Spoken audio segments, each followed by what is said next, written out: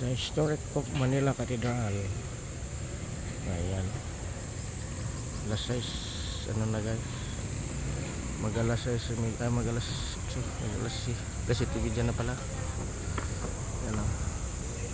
Mag-alas 7:30 na.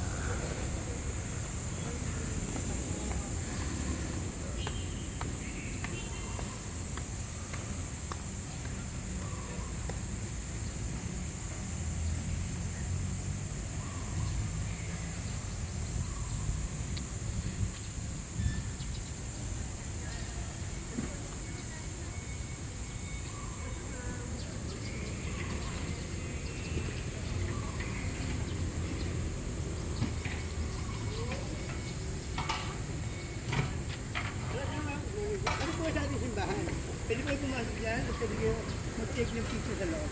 Pag kayo sa ating mga pwede pasyalan, ang Manila Cathedral. And pag gusto nyo mamasyal ma'am, ito po yung mga pinapasyalan dito. Lahat po yan, pamili lang po kayo kasi po 64 hectares yung ating hindi naman.